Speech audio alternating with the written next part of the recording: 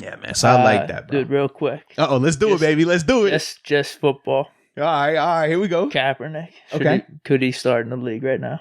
I mean, people are calling for that. I'm saying he could start. I think Malcolm Jenkins. Yeah, I think Malcolm Jenkins was asking for it. For me, this is my biggest issue with this. Understanding you take 1 year away from the game is tough. I think right now he's at 3 years away from the game. Now I understand he's still been working out, and we know what his ability was when he was playing. My thought process is I would hate for him to come back and it doesn't go how we think it should go or how we think it could go.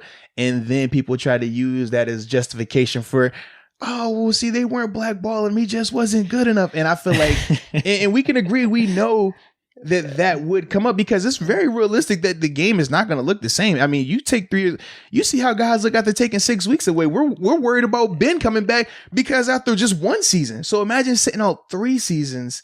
That's my only concern with that.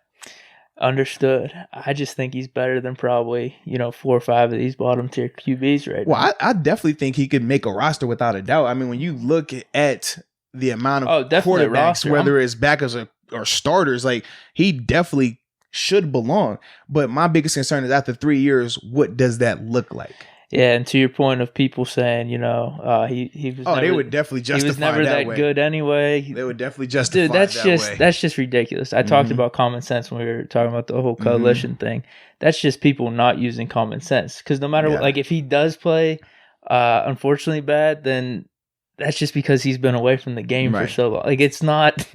You're just proving what you want to see, or you know what I mean. Like so that doesn't even make sense to me. Absolutely, but, man. Dude, I would take him. I would take him over Minshew. But then this is my thought process too. From an organization standpoint, that's playing with fire if you do bring him in. Because say you bring him in and he's absolutely stinking it up. He's playing just terrible.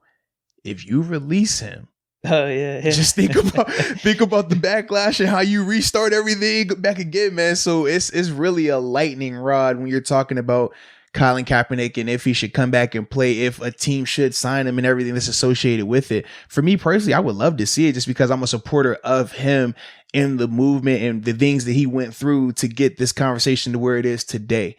If he doesn't do what he does back then, we're not here where we are today having these conversations from a global standpoint. So that's huge. So like I said, I'm a supporter in that regard. But when I think outside of the political spectrum, outside of the social injustice spectrum, outside of the protesting spectrum, just him, the player, after a 3-year layoff, that's tough. That's all I'm saying. That is tough. Dude, there was a couple good points brought up today, though. I was listening to The Herd. The new NFL, a little bit more for open college system, running quarterbacks, so that could play into his favor. Yeah. And then think some of these backup QBs. I mean, this is a given. He should be in the league. Well, that's the thing. Over backup QBs. If we're talking backup, 1,000%. But I think we're talking starter. I still think he could start. Like in the back of my mind, it's one of those things where I'm about the name, I'm about the talent. I'm about the name. He took 49ers to the Super Bowl. I just think he's better than even some of these rookies coming in, like right off the bat this season. Now it all depends on where you are as an organization. It's like, what direction are we going in? Are we trying to start the young guy grouping for the future? There's that. But I'm just saying, if you take this season coming up, I think he could at least top 25. I think he's better than probably 5, 6, 7 guys coming back right now. But you bring up the point of 3 years. I like to just push that aside. You know how I am.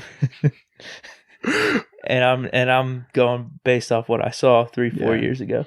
Because even his last year wasn't even that bad. Dude. It was actually pretty decent. No, when you look at the numbers, I mean, his touchdown to interception ratio, everything was so bad. Yeah, everything from a statistical standpoint, his last year, like you can't make the argument. But people will say, well, he lost his job to Blaine Gabbert, and that wasn't the case. The 49ers, for the people that really researched it, the 49ers, they didn't he had an injury clause. So he was saying, hey, if I get hurt, you're going to pay me X amount. They wanted him to take that out. He wasn't going to do it. So they said, okay, instead of us putting you out here where you could get hurt and get paid, I think it was $25 million at the time, he would have got guaranteed. They said, we'll just put Blaine Gabbert in.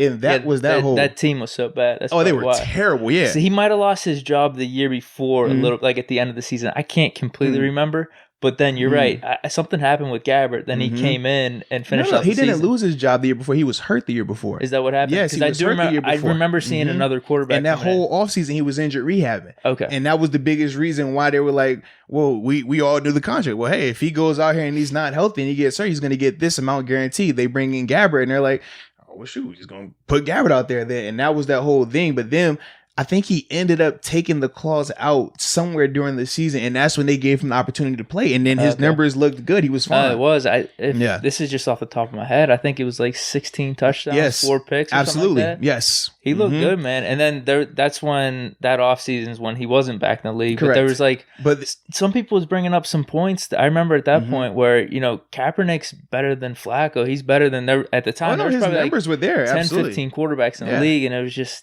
There was the whole narrative that, no, he's not good enough. But then if you look at the numbers and how bad that 49ers team was, he played pretty good. And then remember, the first game back, I think it was against the Dolphins. And he actually I think they won because of the things that he was doing on the field. He was balling out. But then it was another narrative that I wanted to crush as well, where they were, because that was the first one. They're like, well, Blaine Gabbert took his spot. That did not happen. And that's been very well documented. The next thing was, it wasn't that they were blackballing him. He had a contract offer from the Broncos. He turned it down. That was not the case either. From when he started kneeling, he never had another contract offer. They offered him, the Broncos did the year before, to trade. You would trade him and then change his contract, take a pay cut. He said, "Why would I?" Would it have been a long-term deal though? They didn't say the years on it, but they said they wanted him. They were going to trade for him and take a pay cut. And for him, he's like, dude, I got an injury guarantee that's going to pay me this. I'm going to make this much money regardless if I play or not, in terms of starting or not for the Niners. And then he's like, under the normal assumption, if I leave to go get free agency, I'm going to get more money than this anyways. So it made perfect sense for him to say, no, I'm not going to take that. And that was, like I said before, that was going into the season when he was still injured and they were going to trade for him. So for the people that say, well, hey, man. His last year playing. No. This would have been the year before that. Yeah, before his last year playing. Yes, correct. Yeah. But people, the ones who, like you said, the common sense part. Because there wasn't anything after that last year. Correct. But for the people that try to paint this narrative of, oh, no, that wasn't the case. They weren't blackballing him. He got off from Denver. The timeline. No, that was not the case. Happened before that season, not after that season. So there's that as well. Yeah, and maybe they used as an excuse maybe the year deal where it might have been a 2 or 3, but we don't know that. We don't know that at all. And like you said, why take the pay cut when there was all this other stuff behind the scenes that was common sense? He was going to be fine from a contract standpoint. Yeah. So you can't blame him for that. And then since then, literally, the Seahawks were the only team that were going to bring him in for a workout, which they canceled the day before. So then he didn't get that workout. And then obviously we know about the NFL organizing that workout / hey, no cameras, we control the narrative workout that he said, nah, I'm not going to do that, and did it on his own way. So